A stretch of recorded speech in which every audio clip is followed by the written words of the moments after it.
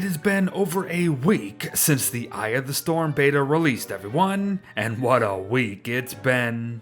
We shared our initial experiences with the new content, of course, dove headfirst into how it all works and flows, which ultimately led us to an almost bonus reward in Infinite Full Moons. Talked rather extensively about the loot that comes from it all, but still came out of it with some concerns, I feel. But finally, rounded everything out with just pure fun, pure nonsense. And it's been a solid experience. However, I think it's time to look ahead to its full release and just leave the beta here some final thoughts of mine. But hold up, Beard, what about Wagstaff? Over a week of update content, and yet you seemingly ignored the biggest addition to the game in years. So what gives there? Well, I was kind of just waiting for the full release to see the animation that is very likely going to be coming with it before jumping to conclusions, folks. However, I don't think that's going to stop me from starting today's video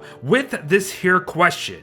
Was it just me, or was the whole Wagstaff thing very unceremonious? Now please do not get me wrong. Unceremonious does not mean bad. It means exactly what it means, folks. And I think we can all agree that for all intents and purposes, the Wagstaff half of this content is just the Moonstorm content, yes? So then, can we perhaps agree on how rushed it might all feel? Now I don't mean the release of the content per se. I mean the actual gameplay loop of the content itself. Take, for example, how you can just simply enter any Moonstorm area, even ones entirely separated from the rest, mind you, because as we know, they're all random, and just wait for Wagstaff to actually find you.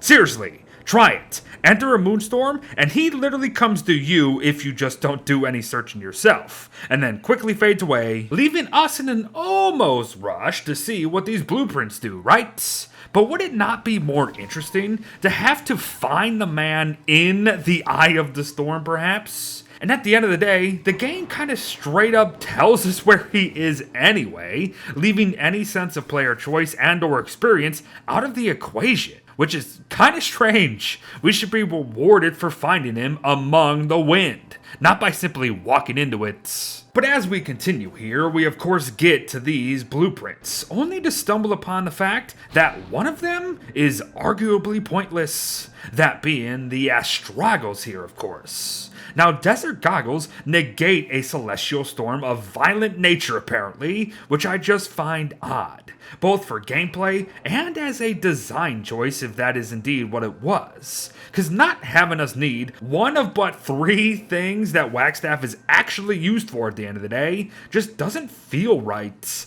especially when the thing looks great and has some unique properties too. But natural progression then leads us to the actual Moonstorm event, of course, and I suppose it's okay. It's a little tedious than anything after the initial rush of your first attempts, but it is unique, it is challenging at times, however it's just too hard to shake the feeling of it being kind of shoehorned in at the end of the day, even given how important it all is to the rest of the content. It is also one of those quote-unquote don't have time to explain types of things, which is obviously the whole idea of Wagstaff and all this crap, but I think all of it just hurts itself more than anything. Trust me, I am all in on wondering what the man is doing, folks, and the story behind it all is likely gonna pan out very nicely. I'm just more concerned about how he randomly shows himself after all this time to lead us to arguably the most world-altering events we have ever seen out of nowhere, only to then leave just as quickly as he arrived with 0 fanfare before or 0 fanfare after.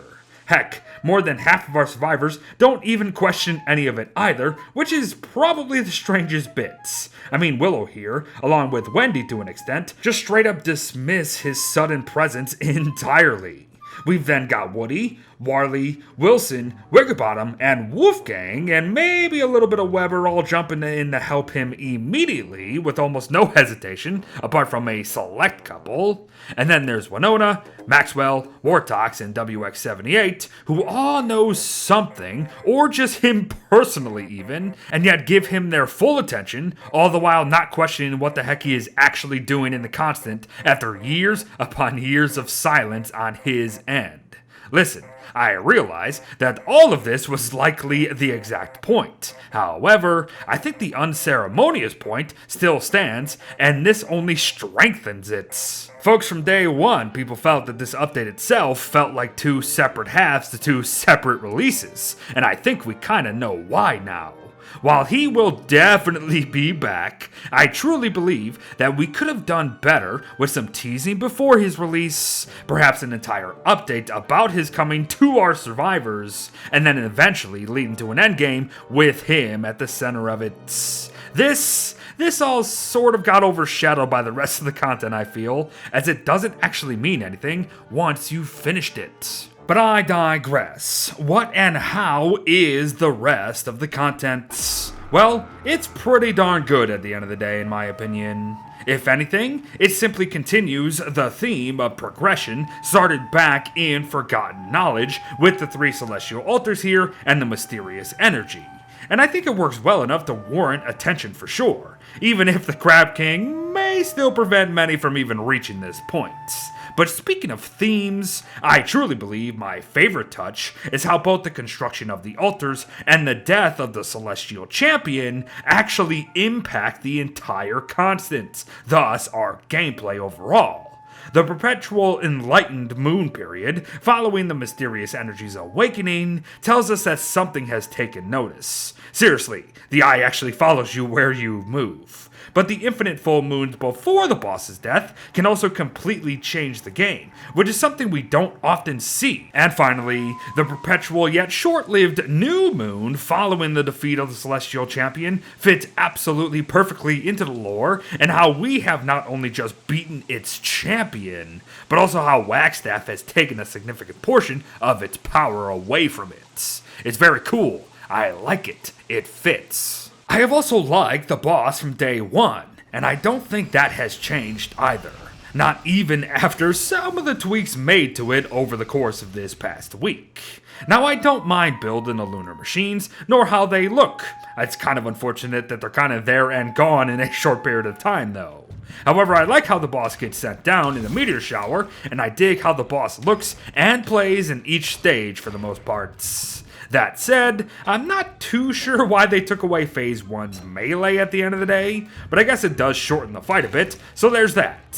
Phase 2, on the other hand, has always been my favorite in both looks and feel from the get-go, so I don't really have too much to say here, beyond, once again, questioning why they took away its melee. And finally, Phase 3 is awesome looking and sounding, but kind of fails in action for the most part. Now, I could definitely see them changing this guy up a little bit to really make it interesting with those laser attacks and all, so who knows. And perhaps the Celestial Champion overall wasn't exactly what many thought it would end up being. However, I got to tell ya, I still got the feeling that this is only the beginning. And if you've been paying attention over this last week or so, you know that that very sentiment is what has kept me from actually coming down a little hard on the loot from this content too.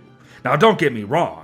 The fact that the Celestial Orb now turns into a portable Celestial Altar is absolutely freaking amazing, and something that I have always wanted ever since they introduced the Lunar Island in the first place, for Pete's sake. The Celestial Crown, however, I think it still needs love. It's not terrible by any stretch of the imagination, but perhaps some more imagination on the part of Clay is needed to truly make it worthy of our time. Cause yes, it's gonna take a while to get this thing. Period. And infinite light and sanity is not that enticing once you truly think about it. And while the Gestalt attack is unique and cool, it's the thing's sanity gate that holds it back completely. Drop it to 75% or something, and most concerns are going to fade immediately. But who knows, I suppose. Again, this is a beta after all. And please allow me to reiterate that, you internet commenter folks. We are talking the beta here. I know things are subject to change, and have already. I understand that this is a stepping stone to the other content updates coming this year, cause heck, I've said that a million times myself throughout this week. And I know that some of this will only pertain to me. However, none of that actually means we can't still talk about it. None of it protects the content itself from coming to face a little bit of scrutiny here and there, and let's remember now, I also love the lunar content of this game, and I called it being a thing over 2 years ago, and have yearned for it for far longer. So at the end of the day, what I'm saying about the content may matter to me more than it matters to you, if you know what I mean. But all in all, however, I'd give half of it a passing grade and the other half a participation trophy. At least for now. But thanks for watching, folks. Well wishes to all, praise the moon, and I'll see ya in the next one. Bye bye.